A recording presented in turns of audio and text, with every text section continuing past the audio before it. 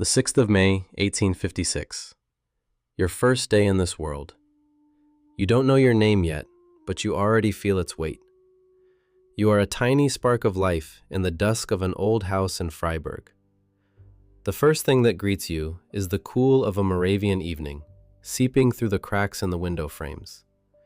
The air here is thick and complex. It breathes with the dampness of chestnut alleys and the sharp, barely perceptible smell of sheep's wool from the surrounding pastures.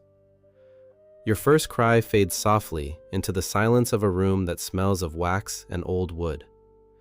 Your mother pulls you close, and in that embrace lies your entire future life. You feel her warmth and that boundless faith she placed in you even before you were born. To her, you are golden Sigi, a miracle capable of changing the fate of their poor family. This first breath of air, thick with candle smoke and a mother's hope, will become the foundation upon which you build your empire of the mind. You haven't opened your eyes yet, but your journey into the abyss of the human soul has already begun.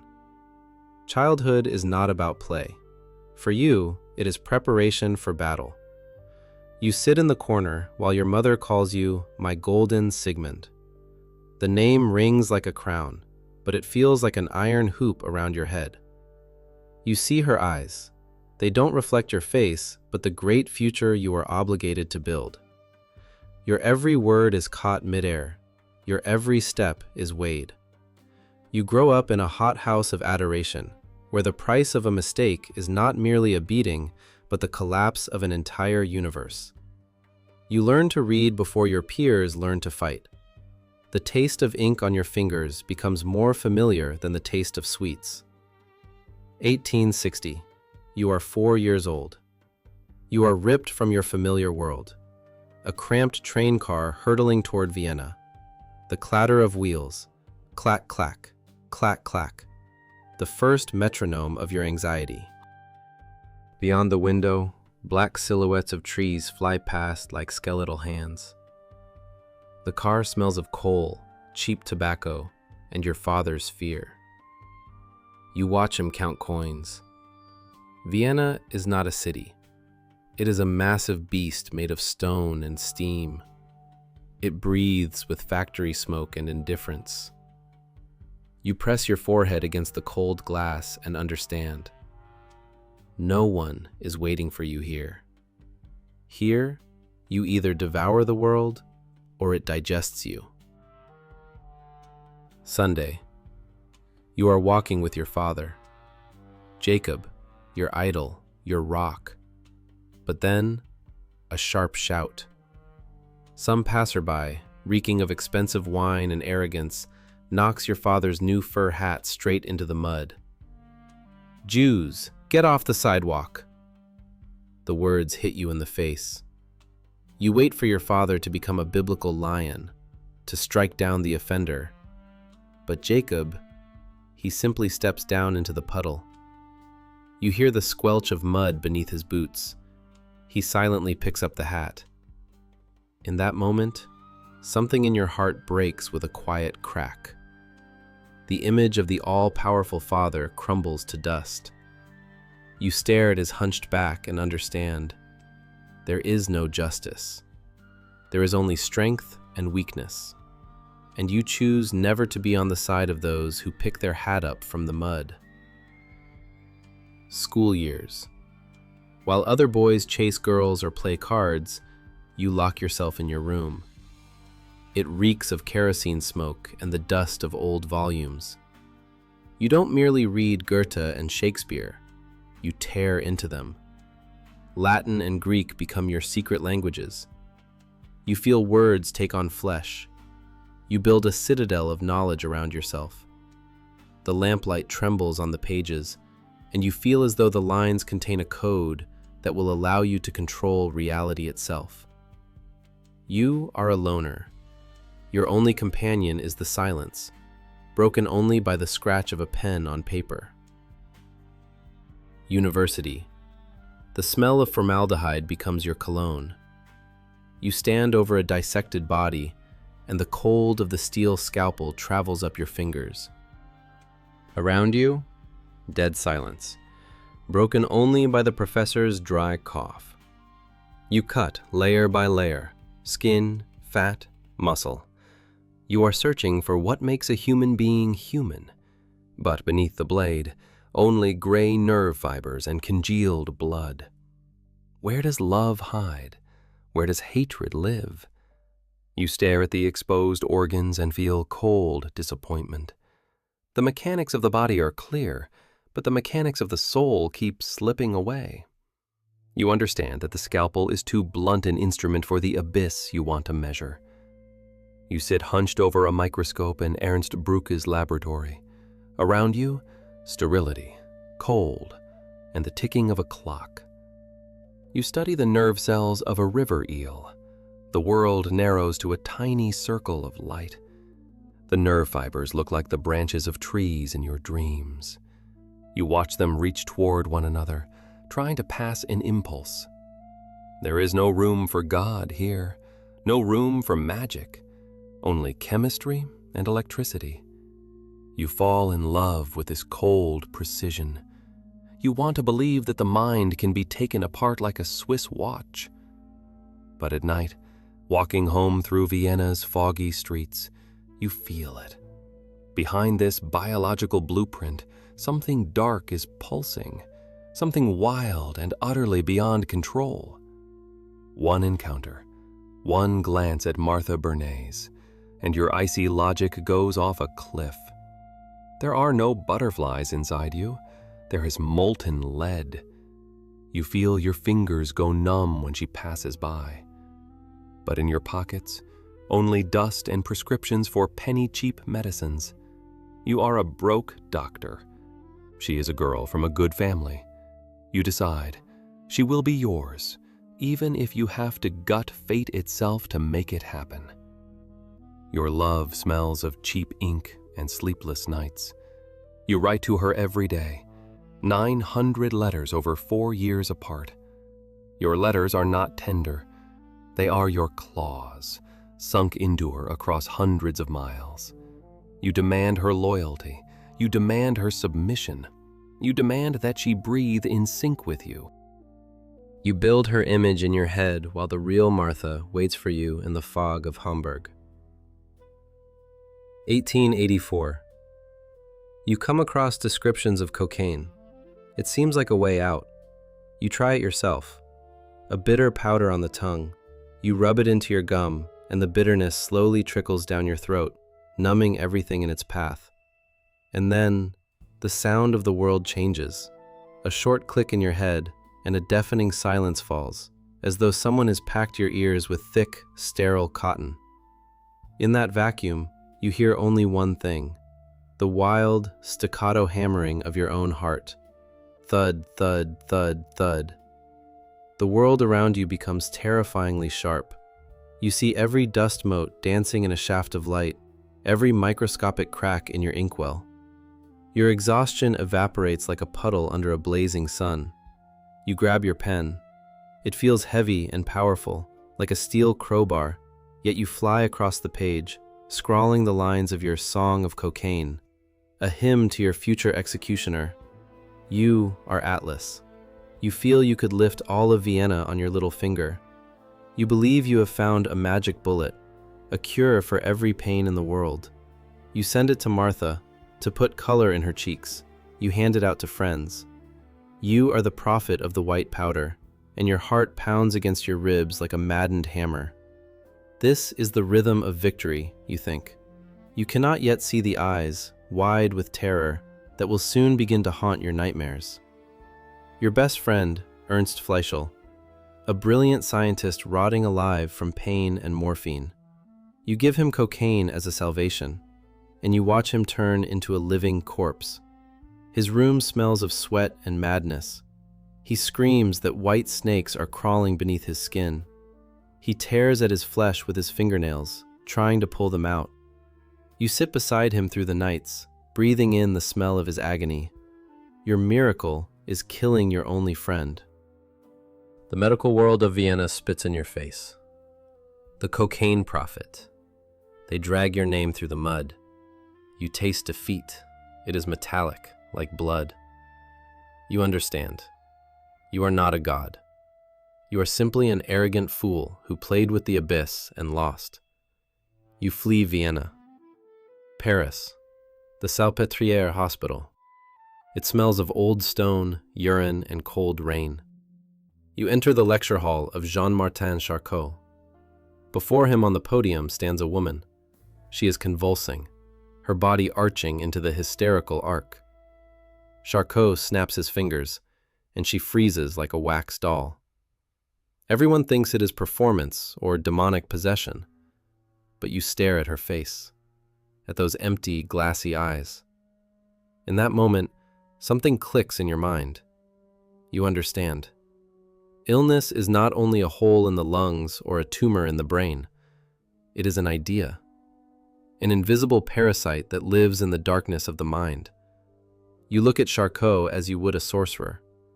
You understand that the real battles are not fought under the scalpel, but in the words people are too afraid to say out loud.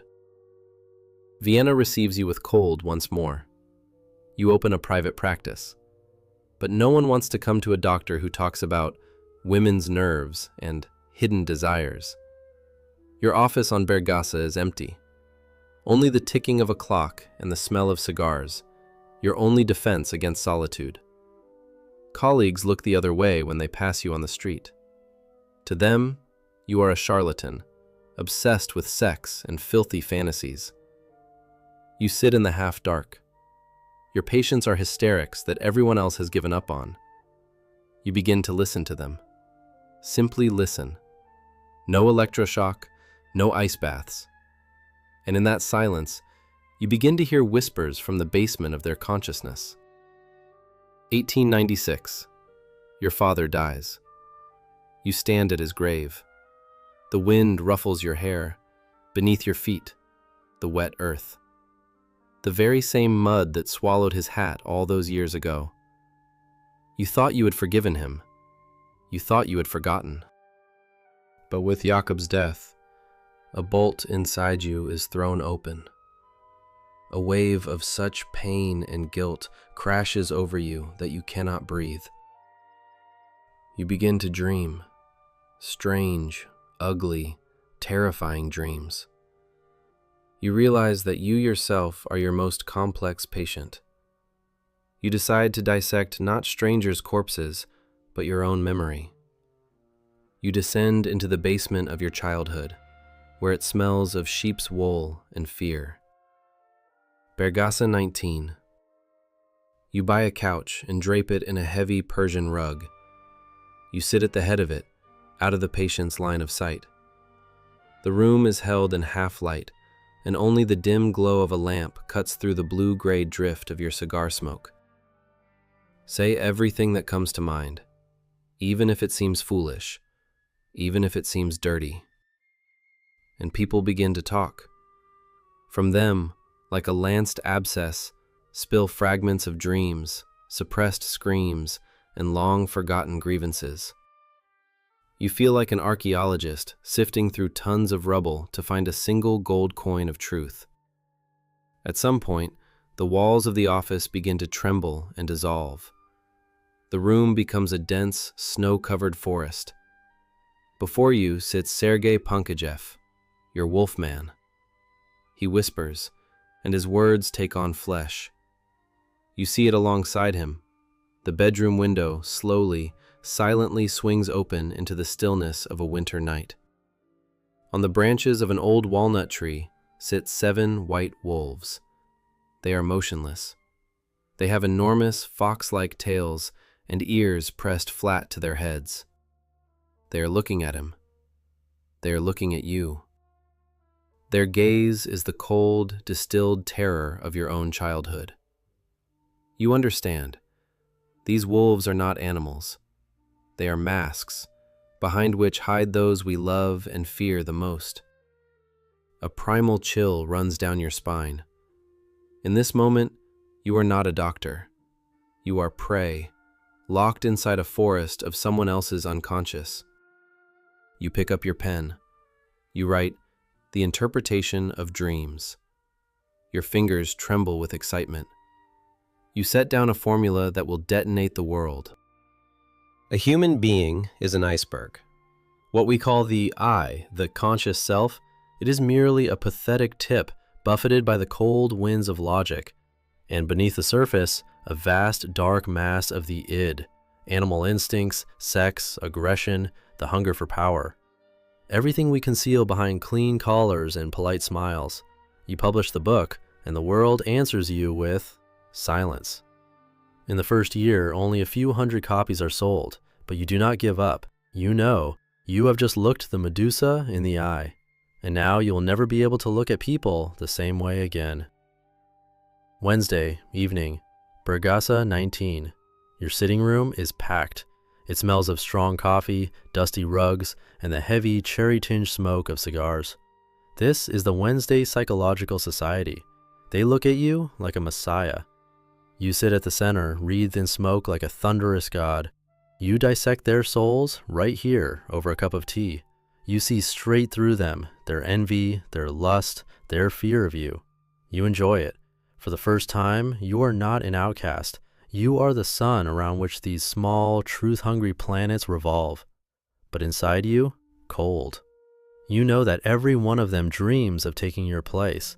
You have taught them to question everything, and one day they will question you. 1907. He steps across the threshold of your office. Carl Gustav Jung. He is tall, broad-shouldered, with a clear and steady gaze. He is not simply a student, he is your crown prince, your heir. He is not Jewish, he is Aryan, the son of a pastor. He is the bridge across which your psychoanalysis will walk out of the ghetto and into the wider world. You talk for 13 hours straight, no break for food. You feel an intellectual ecstasy that is almost physical.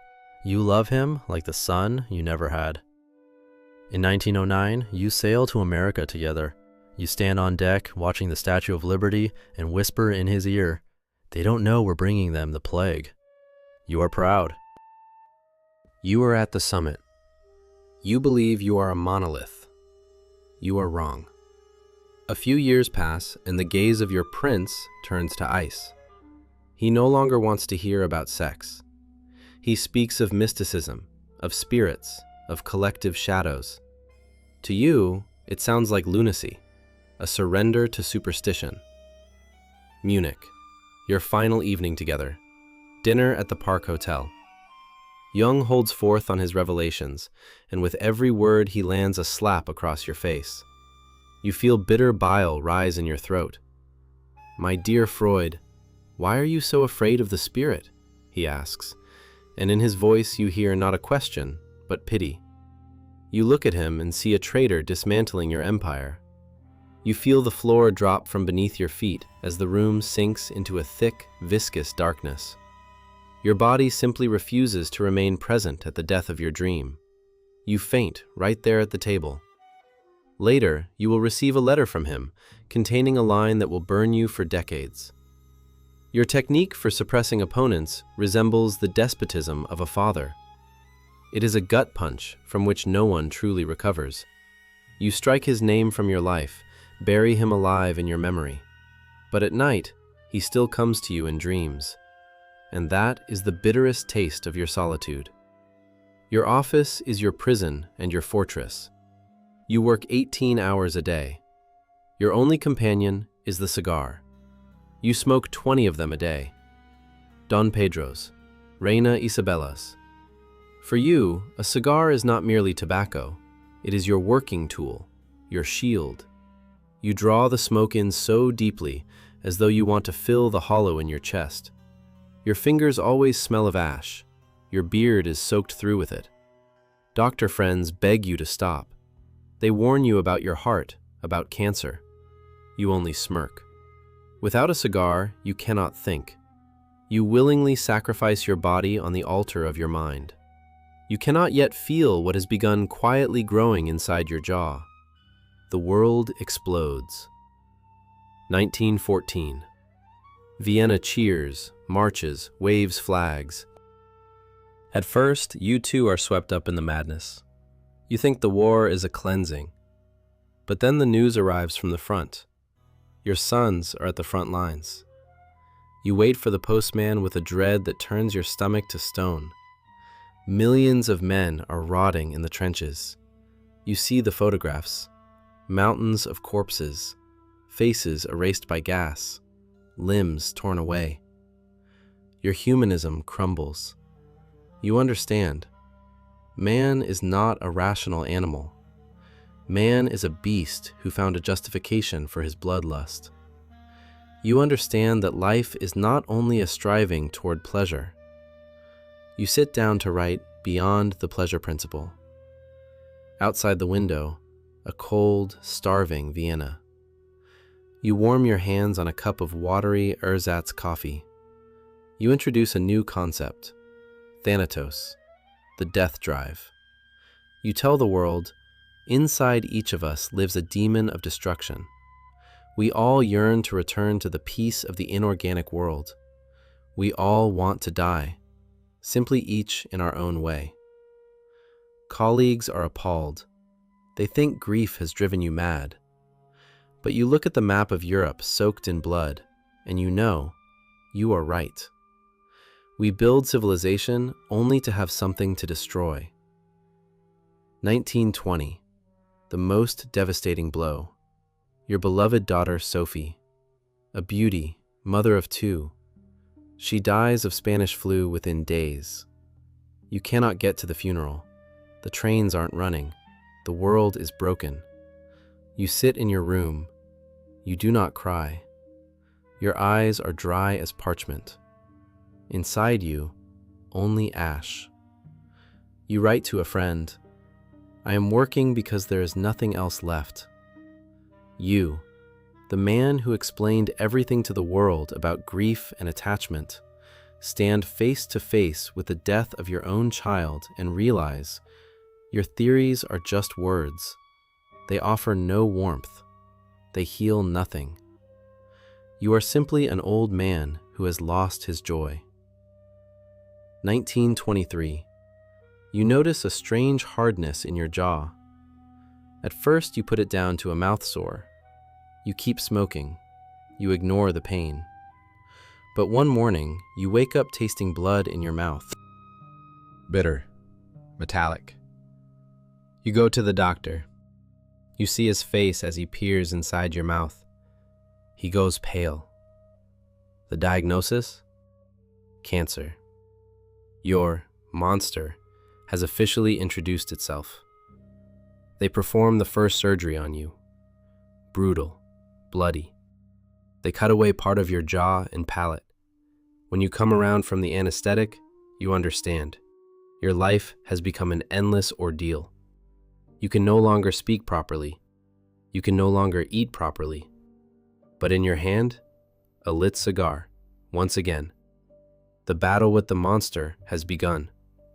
Your life is now measured not in years, but in operations. 33 times the scalpel has carved into your face. Your jaw is a piece of dead metal and pink rubber.